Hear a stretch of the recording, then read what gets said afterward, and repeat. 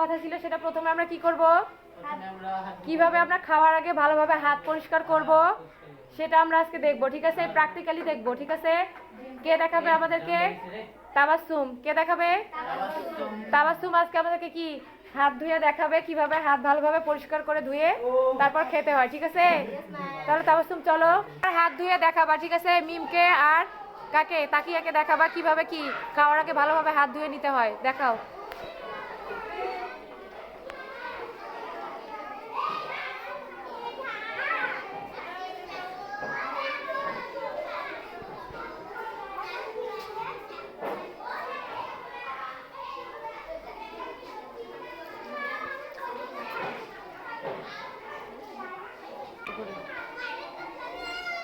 দেখছো তোমরা দুজনও কিভাবে হাত ধুয়েছে?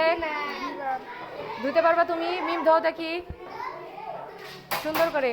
ও অল্প সময় নিয়ে ধুয়েছে, আরো একটু বেশি সময় ধরে আমাদের কি কি ভালো করে হাত ধুয়ে নিতে হবে।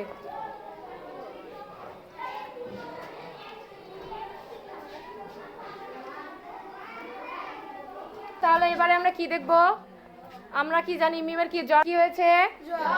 তাহলে এবারে আমরা দেখব যে জ্বর হলে সেই রোগীকে কিভাবে কি তার শরীরে তাপমাত্রা কমানো যায়, তাকে কিভাবে সুস্থ করা যায় আমরা সেটা দেখব। যে অহনা তাকে ট্রিটমেন্ট দিবে। ঠিক আছে, কিভাবে তার সেবা করবে আমরা এখন সেটা দেখব। তাহলে অহনা তুমি এখন তোমার কাজ শুরু করো।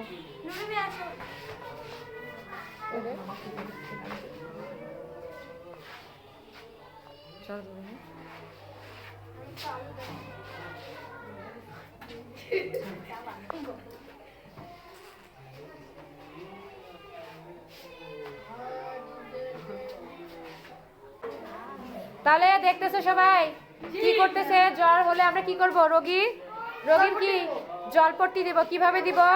একটা কি শুকনো ভালো কি কাপড় কি পানিতে ভিজে তার মাথায় কি করব? জলপট্টি দিয়ে দিব। ঠিক আছে, কিছুক্ষণ পর পর আবার সেটাকে কি আমরা উল্টে দিব। দেখা যায় যে তার জ্বরটা যখন কি ওই কাপড়ে ভেজা কাপড় দেওয়া হয়, একদিকে কি কাপড়টা গরম হয়ে যায়, জ্বরটা উঠে আসে। ঠিক আছে, তারপর কি আমরা কিছুক্ষণ পর পর কাপড়টা ভিজে উল্টো দিকে করে দিব। ঠিক আছে, ওষুধ লাগবে। জ্বর হলে কি কি খাওয়ায় বলো দেখি? কি ট্যাবলেট বা কি ক্যাপসুল খাওয়ানো হয় বলো দেখি? নাপা নাপা এক্সট্রা অনেক ওষুধ আছে জ্বরে। ঠিক আছে, তাহলে আমরা এখন কি ওকে জ্বরের ওষুধ খাওয়াবো। ঠিক আছে, দাও দেখি তাবাসসুম। তাবাসসুম এখন ওষুধ নিয়ে আসবে, মিমকে ওষুধ খাওয়াবো। ঠিক আছে,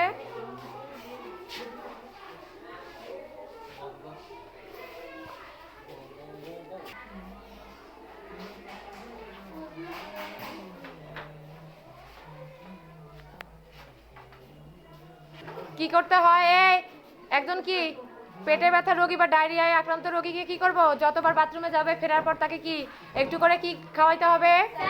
স্যালাইন পানি। ঠিক আছে,